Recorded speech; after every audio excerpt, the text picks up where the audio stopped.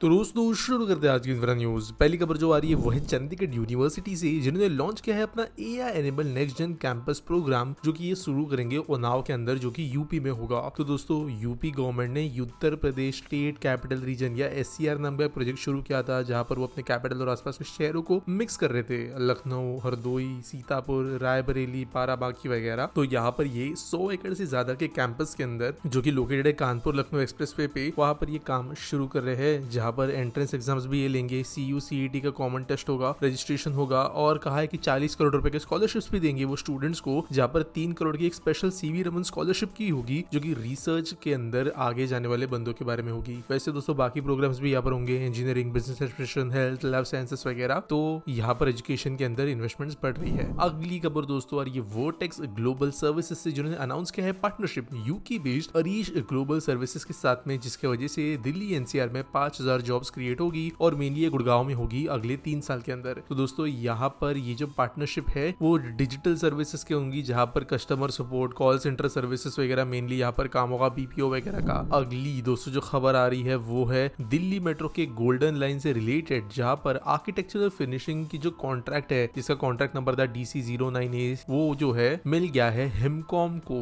जो कि एक कंपनी है जो ये सब काम करती है। पूरी कंपनी का नाम Himcom engineers India private limited है। तो ये लोएस्ट बिडर निकल कर आई है। 23.622 किलोमीटर की गोल्डन लाइन है, जिसको लाइन 10 के नाम से भी जाना जाएगा, जो एरो सिटी को तुगलकाबाद से कनेक्ट करने वाली है वाया 15 स्टेशन। 4 कॉन्ट्रैक्ट यहाँ पर है, छतरपुर मंदिर स्टेशन, इग्नू स्टेशन और नेब सराई स्टेशन, जिसके आर्किटेक्चरल फिनिशिंग का काम इस टेंडर के अंतर्गत किया जाएगा। अगली खबर दोस्तों जो आ रही है वो है मुंबई के सेकंड केबल स्ट्रेट ब्रिज से रिलेटेड। तो मुंबई में वैसे मल्टीपल केबल स्ट्रेट ब्रिज बन रहे हैं, लेकिन ये जो ब्रिज है वो लैंड के ऊपर बन रहा पहला केबल स्ट्रेट ब्रिज है। तो बेसिकली ये रोड और फिर रेलवे के ऊपर से जाने वाला एक ब्रिज है, जो री रोड रेलवे स्टेशन के पास में बन रहा है, और मुंबई के सदर्न इलाके में हार्बर लाइन के ऊपर के ट्रैक्स को क्रॉस करता हुआ ये बन रहा है। तो खबर ये आई है कि ये लाइन जो है ये ऑलमोस्ट कंप्लीट हो गई है। 1910 में वैसे यहाँ पर एक ब्रिज पहले बनाया गया था, वो पुराना हो गया तो इसको गिराया गया, और न्यू ब्रिज जो है वो केबल स्ट्रेट है, जहाँ पर सेंट्रल पाइलन सिस्टम का इस्तेमाल किया गया है 175 करोड़ के अंदर इसको बनाने के लिए। तो ये उम्मीद है कि जल्द ही शहर को दूसरा केबल स्ट्रेट ब्रिज मिल जाएगा। अगली खबर दोस्तों आ रही है Konica Minolta business solutions India private limited से, जिन्होंने अनाउंस किया है pivotal strategic realignment of its office presence in 2 की मार्केट्स ऑफ इंडिया। तो यहाँ पर ये आप जानते हो कोनिका मिनलोटा जो है वो बहुत सारे हाईटेक मशीन्स बनाती है, जापानीज कंपनीज है, फोटोकॉपियर्स बनाती है, रोबोट्स वगैरह तक बनाती है, और इनके अभी जो है न्यू कॉर्पोरेट ऑफिस खुलेंगे अंधेरी मुंबई, सॉल्ट लेक कोलकाता के अंदर। यहाँ पर ये काम करेंगे sales, business development, technical pre sales, service infrastructure और ह्यूमन कैपिटल मैनेजमेंट के ऊपर, जहाँ पर इंक्यूबेशन प्रोग्राम्स भी चलेंगे। अगली खबर दोस्तों ये चंडीगढ़ मेट्रो से रिलेटेड, जहाँ पर ऐसी अभी खबरें आ रही है नए नए सर्विस के हिसाब से कि जो चंडीगढ़ स्ट्रेच होने वाला है इस मेट्रो का वो अंडरग्राउंड होगा, जबकि मोहाली के अंदर का स्ट्रेच जो है वो पूरा एलिवेटेड ट्रैक्स पे होगा। Rail India technical and economic services rights ने जो फाइंडिंग्स दी है और कमेटी के सामने जो फिजिबिलिटी रिपोर्ट रखी है मेट्रो की, उसके हिसाब से उन्होंने ये चीजें कही है। तो बहुत लोग चंडीगढ़ मेट्रो का विरोध इसीलिए ही कर रहे थे कि ये कह रहे थे कि गंदा बन जाएगा शहर वगैरह वगैरह। तो जो अभी एटलीस्ट रिपोर्ट है उसके सबसे कहा गया है चंडीगढ़ वाला हिस्सा अंडरग्राउंड, मोहाली वाला हिस्सा एलिवेटेड। हालांकि ये कॉस्ट को बहुत ज्यादा बढ़ाएगा, तो इसके अप्रूवल्स कैसे होते हैं वो देखना पड़ेगा। अगली खबर दोस्तों जो आ रही है वो है हमारे शिपिंग इंफ्रास्ट्रक्चर के अंदर इन्वेस्टमेंट्स से रिलेटेड, जो कि है ₹57,000 करोड़ की, जहाँ पर union ministry of port, shipping and waterways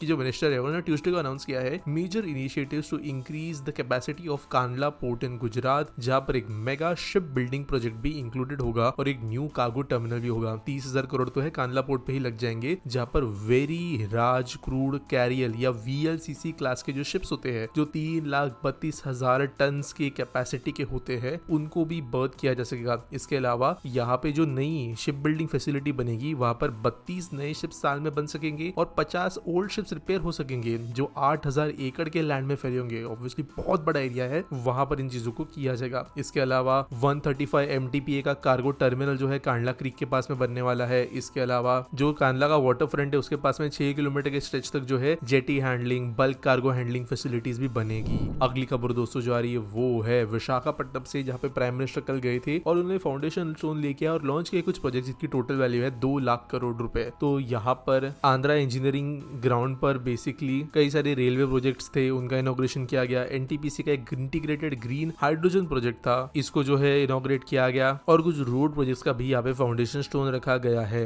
इसके अलावा अमरावती के अंदर कुछ प्रोजेक्ट्स अभी शुरू हुए हैं जिनके ऊपर काम चल रहा है, तो इसके ऊपर भी गवर्नमेंट काम करेगी और इसका फाउंडेशन स्टोन लेके आ गया है। आज के एसपीटी सॉल्व के बारे में बात करें तो गणेश कुमार पूछते हैं, bro why railways and metros always use this blue tin sheets everywhere all the time, they look so ugly, is there any specific reason for them. तो देखो यार, जो जनरली बेड्स वगैरह होती है ना, वहाँ पे इतना डिटेल में कभी जो है रूफिंग का मेंशन किया नहीं जाता। हालांकि ये हमारे देश में नॉर्म बन गया है ब्लू टिन शीट्स का, क्योंकि ये one of the cheapest way है किसी चीज को फिनिश करने का, और बहुत ज्यादा टाइम कंज्यूमिंग भी नहीं है। बहुत ही ज्यादा फास्ट तरीके से जो ये पतरे वाला काम होता है वो हो जाता है। तो हमारे जो सरकारी प्रोजेक्ट्स है उनके अंदर ऑब्सेशन हो गया इन ब्लू शीट्स का। लाइक आप लिटरली 10 बाय 25 का एरिया जो है वो लेस देन 7-8,000 रुपीज में कवर कर सकते हो इन टीन शीट्स के साथ में। अगर आपने कहीं पे भी दूसरी जगह ऑब्जर्व किया होगा प्राइवेट इंडस्ट्री के अंदर, तो ये ब्लू टीन शीट्स इतनी ज्यादा एफिशिएंट और कॉस्ट इफेक्टिव है कि इनको दीवार बनाने के लिए इस्तेमाल किया जाता है। इनको टेम्पररी जो काइंड ऑफ कह सकते हो ऑफिस टाइप स्ट्रक्चर होते हैं या गोडाउन टाइप स्ट्रक्चर होता है उसके लिए इस्तेमाल किया जाता है। वॉल्स के लिए तक इस्तेमाल किया जाता है और रूफ के लिए तो ऑब्वियसली इस्तेमाल किया जाता है। हालांकि ऐसा नहीं है कि देश के सारे मेट्रो इन्हीं तरीके के पत्थरों से बनते हैं।